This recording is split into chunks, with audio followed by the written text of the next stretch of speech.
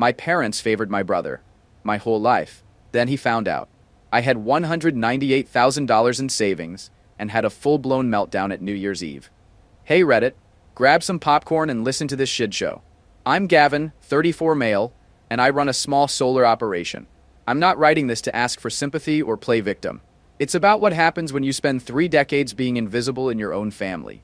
I'm the older brother. Showed up first, had my time as an only child for 6 years. Then Nick was born, and everything changed. Not gradually, immediately.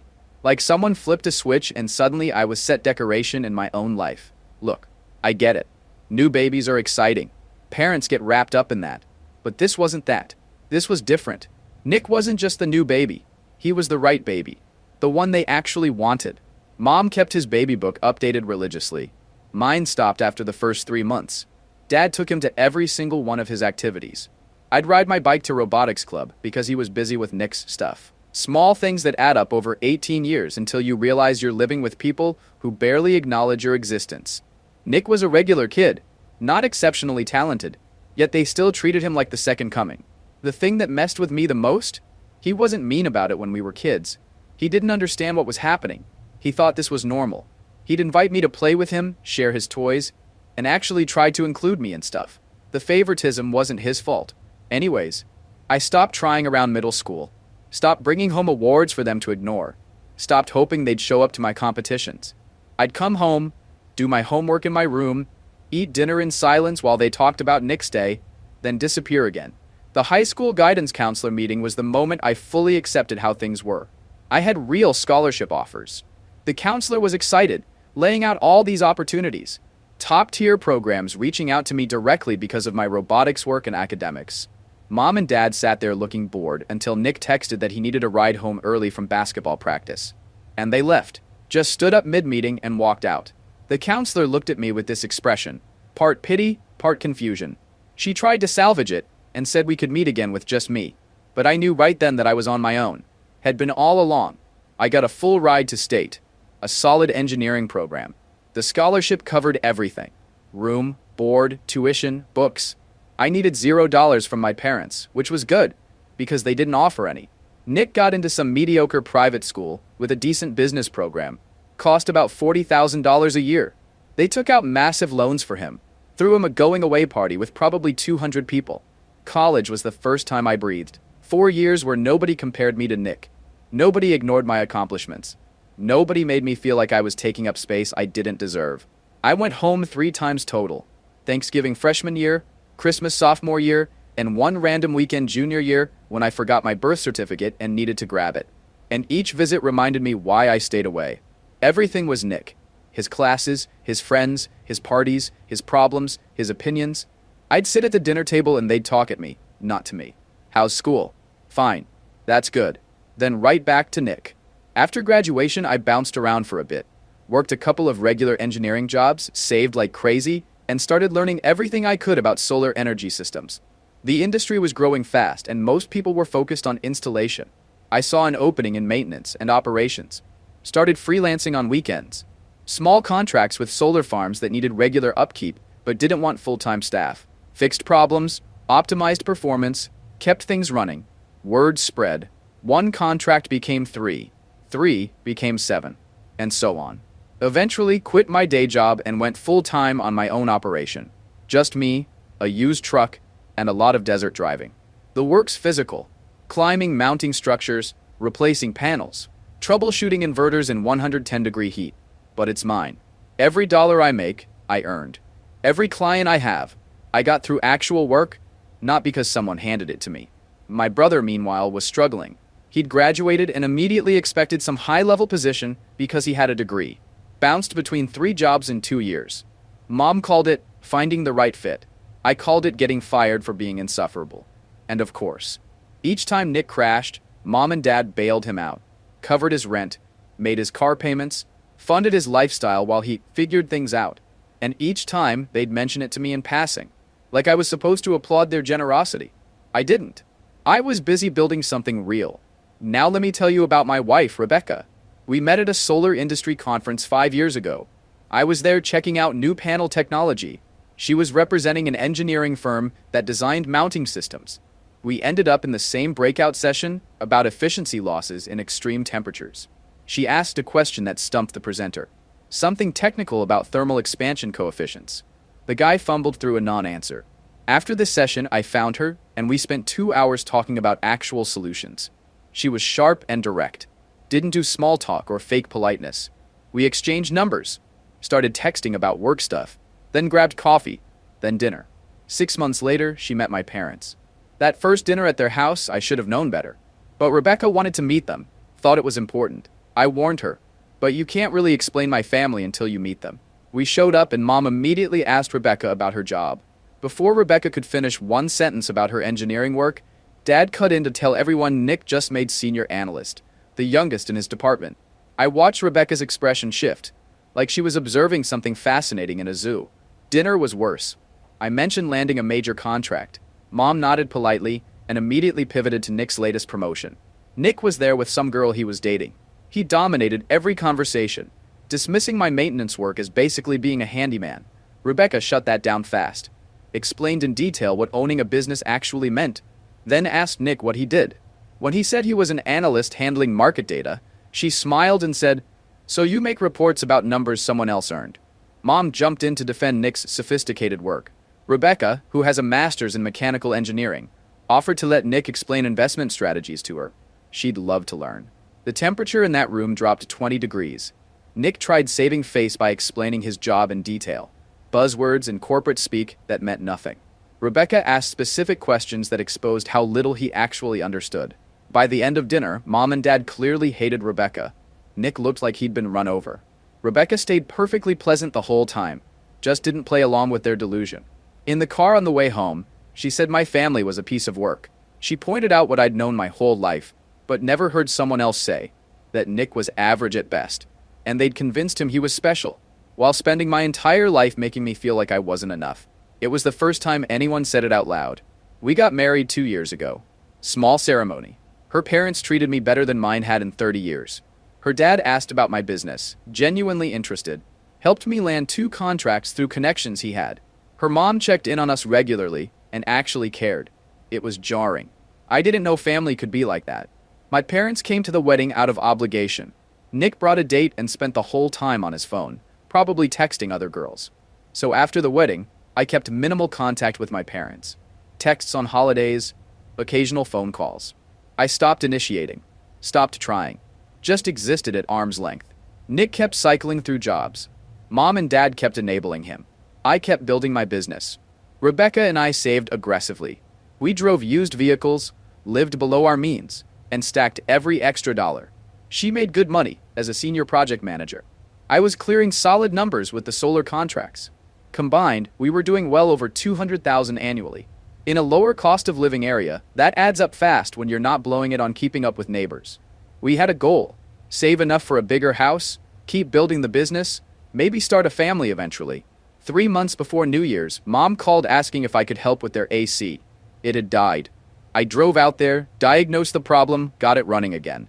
Spent 4 hours fixing it, didn't charge them anything. Mom thanked me, then spent the next hour telling me about Nick's new job at some startup, how he was going to be important there, how proud they were. I fixed their AC for free on a Saturday, and they couldn't manage 15 minutes without making everything about him. On the drive home, Rebecca was quiet. Then she said, "You know they're never going to change, right?" "I know. So why do you keep doing this?" I didn't have a good answer. Habit, maybe. Some leftover hope that one day they'd wake up and actually see me. But that hope was fading. Fast. Mom called in early December about New Year's Eve. Big party at their house. Family tradition. Everyone would be there. I almost said no. Rebecca definitely wanted to say no. But I knew if we skipped it, we'd hear about it for months. The guilt trips would be relentless. "One more," I told Rebecca. "We go to this one, and if it's the same garbage as always, we're done. No more family events." She agreed, but first sign of disrespect, we were leaving. No drawn-out goodbyes. The weeks leading up to the party, Mom kept calling with updates. Nick's new girl was coming. Fiona. Apparently she was amazing. Successful pharmaceutical sales rep. Mom was already planning their wedding in her head, even though they'd been dating like 8 weeks. "She makes great money," Mom said on one call. Like that was the only thing that mattered. And Nick's doing so well at his new job. I didn't mention that Rebecca made more as an engineer than most sales reps. Didn't mention that my business had just landed another major contract. What would be the point? 2 weeks before the party, Nick called me out of nowhere. We barely talked anymore, so this was weird. He asked about my business with fake interest, then launched into his usual pitch about some revolutionary project he was working on. Eventually got to the real point. I should bring my finance info to the party so he could give me investment advice. Show me how to actually grow whatever little nest egg I'd saved. Something in his tone bothered me. Too interested. Too pushy. I told him maybe, and ended the call. Rebecca immediately clocked it. The guy who'd been bailed out by my parents 3 times wanted to advise me on finances. He was either trying to feel superior or wanted to see my numbers to feel better about his own situation. Probably both. The day before New Year's Eve, he texted me, "Don't forget to bring your laptop tomorrow. I want to show you this portfolio tracker I use. It'll blow your mind." I didn't respond. We showed up at my parents' house around 7 on New Year's Eve. The party was already in full swing. Cars lined the street. Music thumped from inside. Decorations everywhere. Full catering setup. Mom met us at the door. "Oh good, you made it. Nick and Fiona are in the living room. Come meet her." Nick was holding court in the living room with about 6 relatives clustered around him. His girl Fiona stood next to him, checking her phone every 30 seconds. "And that's when I realized their entire investment strategy was fundamentally flawed," Nick was saying. "I rebuilt the approach from scratch. Saved the client something like $3 million in potential losses." Dad was beaming like Nick had just negotiated world peace. The relatives were nodding along, impressed by words they probably didn't understand. Rebecca leaned close and whispered, "I'm getting a drink. Maybe 3. Dinner was the usual production. 20 people crammed around an extended table. Mom had gone all out with the catering. Multiple courses, fancy dishes, the whole show. During the meal, Mom went around asking everyone about their year highlights. When she got to me, I mentioned landing a major maintenance contract with a solar farm in Nevada. Good money, long-term stability. She nodded. "That's nice, honey." Then immediately turned to Nick. "Nick, tell everyone about your promotion." He launched into a 20-minute speech about his career trajectory, how he'd worked his way up, how his superiors recognized his talent, how he was on track to make partner by 40. Blah, blah, blah. I caught Uncle Ron's eye across the table. He gave me a sympathetic look. Ron was the only relative who'd ever really asked about my life. He was a retired electrician, understood the value of real work. After dinner, people spread out through the house. I ended up in the kitchen talking with Ron for maybe 30 minutes. Then Nick appeared in the doorway. "Gavin, got a minute? I want to show you something in the den." I followed him. Several relatives trailed behind us, curious. Rebecca caught my eye from across the room, her expression saying, "Here we go." He had his laptop set up in the den. Some financial dashboard pulled up on the screen. It looked expensive and complicated. Probably more flash than substance, knowing Nick. "Check this out," he said, as relatives gathered around. "This is how I track my portfolio. It integrates with all your accounts, shows real-time performance, projects growth based on market conditions. Professional-grade software." The relatives crowded closer, impressed by the colorful charts and graphs. "This is how you actually manage money in the modern age," Nick continued. "Not just letting it sit in some basic savings account earning basically nothing." I told him my money was fine where it was. He pushed back. What was my return rate? 0.5%? I was losing money to inflation. He could show me how to actually build wealth instead of treading water. Uncle Ron even chimed in that Nick had a point. Nick kept pressing. How much had I even saved? 15, 20 grand? Maybe 30 if I'd been really disciplined? When I said it was none of his business, he went in for the kill, acting like he wasn't judging me for not making professional-level money, just trying to help me maximize whatever I'd got. Several relatives chuckled. I was the punchline again. Rebecca appeared next to me, voice cold, warning Nick to be careful how he finished that sentence. He doubled down, saying I worked a job that didn't exactly come with huge paychecks. He was just trying to help. Rebecca shut that down hard, explained exactly what owning a commercial operation meant. The contracts, logistics, finances, technical work. But sure, reduce it to blue collar to feel superior. Mom rushed over defending Nick's helpfulness. Dad warned that nobody was insulting anyone. Nick was just offering his professional expertise as a gesture of goodwill. I was about to walk away when Nick reached for my phone on the side table, saying he'd just pull up a savings calculator to prove his point. I grabbed it before he could touch it. His eyes lit up. That look he got when he found an angle. He turned to the gathered relatives and announced I probably had like $5,000 in savings. and was too embarrassed to admit it. That's why I was being so defensive. The relatives laughed, some awkwardly, some genuinely amused. Something in me shifted. Not anger, something colder and more final. I was done pretending this was normal. You really want to know? Nick nodded, still smirking. Let's see what we're working with so I can give you proper advice. I pulled out my phone, opened my banking app, and handed it to him without a word. He took it, still smirking. That smirk lasted maybe 3 seconds. His face went white. All the blood just drained right out. His hand started shaking so bad. What is it? Mom said, concern creeping into her voice. Nick, what's wrong? Nick's voice came out strangled. This can't be real. It's real. What is it? Dad moved closer, trying to see the screen. Nick held up the phone with a trembling hand. Gavin has $198,000 in savings. The room went completely silent. You could have heard a pin drop in the next county. Everyone stared at that phone screen like Nick was holding evidence of a crime. Uncle Ron's eyebrows shot up. My aunt's mouth literally fell open. Dad's face cycled through confusion, shock, and something else I couldn't quite read. Mom recovered first. That's impossible. Gavin fixes solar panels. He can't have that much money saved. But he does, Nick said, still staring at my phone like it personally offended him. It's right here. Savings account. 198,000 freaking dollars and some change. Rebecca crossed her arms.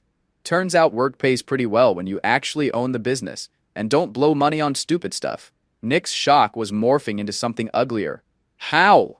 You're crawling around on solar panels in the middle of nowhere. There's no way you earn this much doing maintenance work. I own the business, Nick. Have for 5 years now. Contract revenue runs about $400,000 annually. Overhead's low because I keep the operation small and efficient. Rebecca makes good money at her firm. We both save aggressively instead of spending on stuff we don't need. Pretty basic math. Dad found his voice. You own a business? Since when? 5 years. You never told us that. I did, actually. Multiple times. You just never listened. Mom's face was flushing red, that defensive anger building. We thought you were doing handyman work. You let us think? I didn't let you think anything. You assumed. I told you years ago I started my own operation doing solar farm maintenance. You weren't interested enough to ask follow-up questions. The relatives were watching this play out like it was a live sports event. Uncle Ron looked impressed. My aunt kept glancing between me and Nick, probably trying to figure out the dynamic. Nick wasn't done spiraling. So what? You've been hiding this from us? Playing poor while sitting on almost 200,000? I wasn't playing anything. You all decided I was unsuccessful and treated me accordingly. I just didn't bother correcting you because, frankly, I stopped caring what you thought years ago. That's your brother, Mom snapped at me. Family helps family. Rebecca let out a sharp laugh. Family helps family? Where were you when he was 18 and on his own? Where were you when he was building his business from nothing? Where were you for literally any achievement in his entire life? We've always supported Gavin, Dad said, but even he didn't sound convinced. You didn't help him start his business. You barely acknowledge he exists unless you need something. But sure, keep telling yourself you supported him. Mom turned on Rebecca. You don't understand family dynamics. You haven't been part of this family long enough to... I understand enough. I understand that you raised one son to think he's exceptional and the other to think he's worthless. That's enough, Dad said, voice hard. Nick was pacing now. I recognized that look. He was spinning out.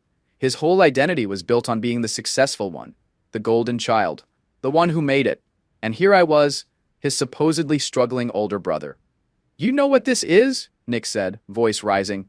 This is you competing with me. You can't stand that I'm the successful one, so you're trying to one-up me, showing off your money to make me look small. I laughed. Nick, I don't think about you enough to compete with you. I built my business because I wanted to. None of it had anything to do with you. That's not true. You showed me that balance specifically to humiliate me in front of everyone. You literally demanded to see it. You wouldn't shut up about giving me investment advice and proving how much smarter you are with money. Boys, Mom tried to interject, this is getting out of hand. No, let's get everything out in the open, Nick pressed. Why hide how much you make? Why not tell family you're doing well financially? Rebecca stepped forward. Because of exactly this. You can't handle Gavin succeeding. It threatens your ego, so you're lashing out instead of being happy for him? The party had essentially stopped. Every eye in the house was either watching our confrontation or pretending not to while obviously listening. Mom's big New Year's celebration was falling apart, and part of me felt bad about that, but a bigger part felt nothing at all. Nick grabbed his coat from the chair. His movements were jerky, aggressive. You think you're better than me? I honestly don't think about you at all, Nick. You're not the center of my universe. You never were. His face went red. You're so... He caught himself before saying something he couldn't take back. Fiona, we're leaving. Now. His girl looked relieved to have an escape route. They headed for the door without saying goodbye to anyone. Mom immediately wheeled on me, asking if I had to humiliate Nick like that.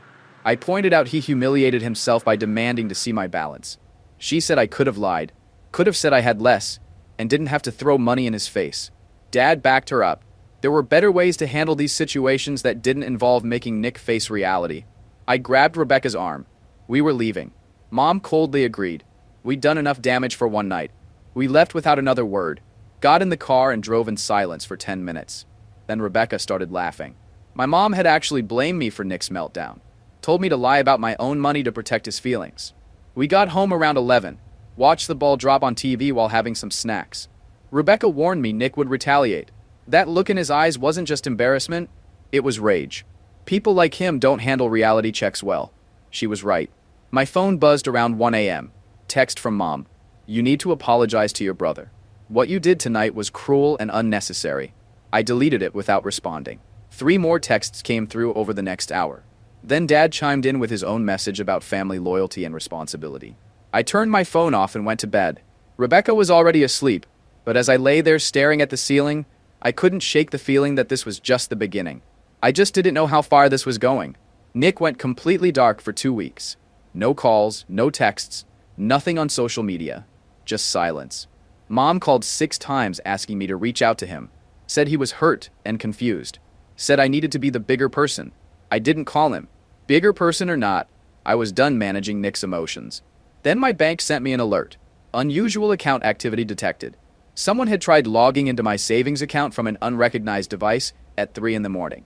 The attempt was blocked by 2-factor authentication, but whoever it was made 4 tries in 10 minutes. I called the bank's security line immediately. The rep confirmed someone had my correct username and the answers to my security questions, but couldn't get past the text verification sent to my phone. Do you know anyone who might have access to this information? She asked. I knew exactly who it was. Nick had been holding my phone at the party. He'd stared at my banking app for several minutes while his brain short-circuited, long enough to see my username in the top corner, long enough to mentally note details. Yeah, I know who tried this. I changed all my passwords immediately, set up additional security layers on everything, called Rebecca at work to tell her what happened. Call the police, she said immediately. He's my brother. He's committing fraud. Gavin, this is serious. I know, but nothing. Call them. Instead, I called my parents. Told Mom that Nick tried logging into my bank account. She immediately defended him. He wouldn't commit a crime. He was just upset. I explained someone with my username, and security answers tried accessing my account at 3 a.m., and Nick had held my phone for several minutes at the party. Plus, Mom posts everything on Facebook. First pet names, childhood streets, all those get-to-know-me posts that are literally bank security questions. Mom suggested it was a hacker. Dad got on saying Nick was going through a hard time, and I was painting him as a criminal after already humiliating him. Suggested it was a security system false positive. Mom told me to work it out with Nick directly. Don't involve outsiders. Like family meant tolerating crime. I hung up and called Nick directly. Warned him to stay out of my accounts or I'd file a police report. He denied everything. Told me to prove it. Then went on a rant about how I just got lucky with a basic service business while he works in actual finance. I was just some guy climbing ladders in the desert. Mom and Dad already knew I was the problem. Always had been.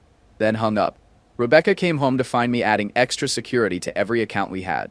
When she asked if I'd called the police, I admitted I'd just warned Nick off. She went stone-faced. He denied it and told me to prove it, so he was going to keep trying. You don't actually believe that? I didn't. The tone in Nick's voice, that vindictive edge, it reminded me of when we were kids, and he'd get caught doing something wrong. He'd deny it, deflect blame, then do something worse when no one was looking. 3 days later, I got a notification from my credit monitoring service. Someone had tried opening a credit card in my name. The application was flagged for verification issues, but it had been submitted with my personal information. Then another attempt, a loan application, also flagged and declined. This time I drove to the station and filed a report. Brought all the documentation, the login attempts, the credit applications, everything. The officer took my statement and opened an investigation. This is clearly identity theft, he said. We'll need to follow up with the financial institutions, but you've got solid evidence here. You know who's doing this? My brother. The officer's expression didn't change. He'd probably seen worse. We'll need to investigate, but if it's him, he's facing serious charges. 2 days later, detectives showed up at Nick's apartment. He denied everything at first, but they had evidence. His IP address matched the login attempts. His device fingerprint was all over the credit applications. When they checked his computer, they found my personal information saved in a spreadsheet. They arrested him, charged him with identity theft, attempted fraud, and unauthorized computer access. 3 felonies. My phone exploded. Mom called 18 times before I answered. She asked how I could do this to Nick. I pointed out he committed the crimes, not me. She said he made a mistake, was angry, and not thinking clearly. I corrected her. Multiple calculated attempts to steal my money and open credit in my name isn't a mistake, it's a crime spree. She begged me to tell the DA I didn't want to press charges. I explained that's not how it works. The state's prosecuting him now. My cooperation just makes their case stronger. Dad grabbed the phone, saying Nick's entire life would be ruined. I told him Nick ruined his own life. I'm just not covering for him anymore. Mom got hysterical. He's your baby brother. Don't do this to our family. I asked where my family had been my entire life, when I was building something real and getting no recognition. They made their choice decades ago. Nick was their family. I was just the mistake they were stuck with. I hung up and blocked their numbers. The court process dragged on for 6 weeks.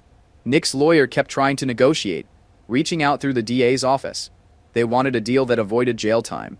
The prosecutor wasn't having it. Nick had targeted a family member, which made the case stronger. The evidence was overwhelming. He finally took a plea deal.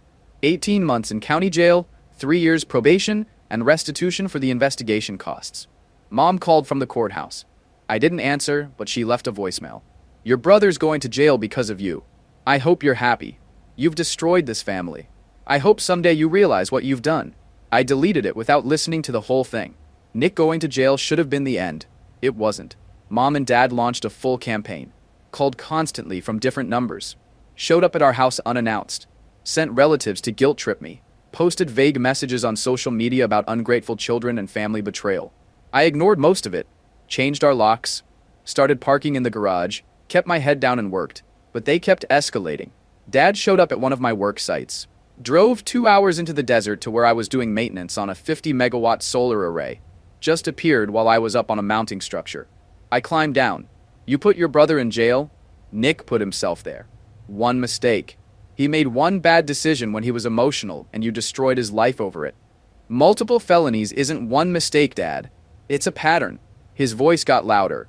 Family forgives family. Family doesn't destroy each other over money. This wasn't about money.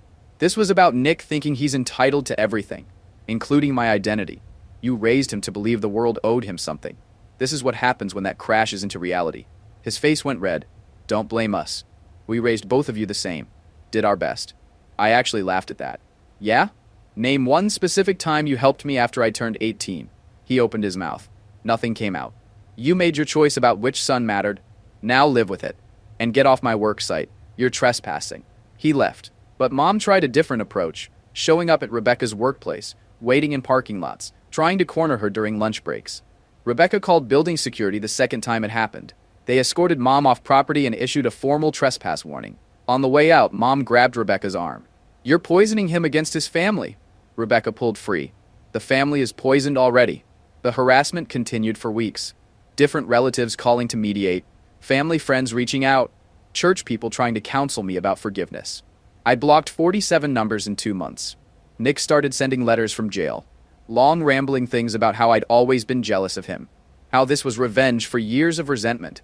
How he'd been going through mental health issues and I'd kicked him while he was down. Every letter was the same. His problems were everyone else's fault. He was the victim. I was the villain. I threw them away unopened after the 3rd one. Rebecca and I started looking at houses in other cities. Maybe a fresh start somewhere away from all this. Colorado had some good opportunities. So did Arizona. Somewhere far enough that my parents couldn't just show up randomly. But I liked my business. I had solid contracts and good relationships with clients. Moving meant starting over, and I was tired of running from their dysfunction. Rebecca looked up from her laptop one evening. We could fight back. Restraining orders, legal action for harassment. I thought about it. Part of me wanted to just disappear and let them figure out their own issues. You think it'll actually stop them? It'll make it illegal for them not to. Right now, they think they can keep pushing because you won't push back. She was right.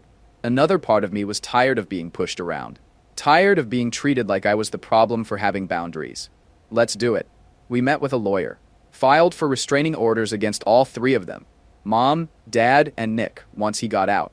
The documentation was overwhelming. Dozens of blocked calls. Security footage of them showing up at our house. Witness statements from Rebecca's workplace. Nick's letters from jail getting progressively more unhinged. The court date came. Mom and Dad showed up looking like I'd personally betrayed them. The judge reviewed everything. The calls, workplace harassment, Dad showing up at my work site, the letters. Do you have any response to these allegations? He asked them. Mom's voice cracked. We're just trying to maintain a relationship with our son. The judge looked at the documentation again. According to these records, your son has asked you repeatedly to stop contacting him. You continued anyway. But family should work through problems together. Family relationships don't exempt anyone from harassment laws, ma'am. He signed the orders. 500 feet minimum distance. No contact whatsoever. Not directly. Not through relatives or friends. Not through social media. Having someone else pass along a message counts as violation. Any breach means immediate arrest. Am I clear? Mom broke down crying. Dad just stared at me with pure hatred. I felt nothing except relief. We left. Rebecca drove while I stared out the window, feeling lighter than I had in years. Like cutting off a weight I'd been dragging around since childhood. Nick got out of jail after 13 months. I got a notification when he was released. We upgraded our home security system that week. Added cameras, better locks. The restraining order was in place, but I wasn't taking chances. A week later, my cousin Brian called. Nick wanted me to pass along a message. Stop right there. You know there's a restraining order, right? Third-party contact counts as violation. He just wanted to say, I'm forwarding this call to the police. Don't contact me again about Nick. I hung up and did exactly that. Police paid Nick a visit the next day, reminding him about legal consequences. After that, silence. 6 months later, Rebecca and I bought that bigger house we'd been saving for. Used the money they'd all been so worried about. New place, better neighborhood, space to actually live instead of just survive. My business kept growing. Hired 2 full-time employees. Landed contracts with 3 more solar farms. Bought new equipment. Things were good. Mom and Dad tried occasionally. Birthday cards sent to Rebecca's parents' address. Messages through old family friends. I ignored all of it. The restraining orders got renewed when they came up for review. Nick posted on social media sometimes. Vague stuff about betrayal and fake family. Quotes about karma and forgiveness. I had him blocked, but mutual acquaintances would show me screenshots occasionally, thinking I should know. I didn't care. Let him post whatever made him feel better. It didn't affect my life. Uncle Ron reached out one last time about a year later. He'd stayed neutral through most of it, which I respected. Now he was making one final attempt. We met for coffee. He got straight to it. Your parents aren't getting any younger, Gavin. Don't you want to reconcile before it's too late? No. He looked surprised, like he'd expected more hesitation. Being a parent requires more than biology, Ron. They made their choices for 30 years. Now I'm making mine. You might regret it someday. I really won't, but I appreciate the concern. He studied me for a moment, then nodded slowly. All right then. He stopped trying after that. Some people talk about family like it's sacred. Like blood relation means automatic loyalty. But I learned the hard way that family is supposed to build you up, not tear you down. It's supposed to support you, not steal from you. It's supposed to celebrate your success, not resent it. My real family is Rebecca. Her parents who welcome me completely. The friends I've made who actually care about my life. The employees I've hired who show up and work hard. That's family. The people who raised me. The brother who tried to destroy me financially. They're just cautionary tales now. That's the only real revenge, I guess. Sometimes the best thing you can do is cut off the dead weight and move forward. Even if that dead weight came out of the same womb you did. Especially if it did.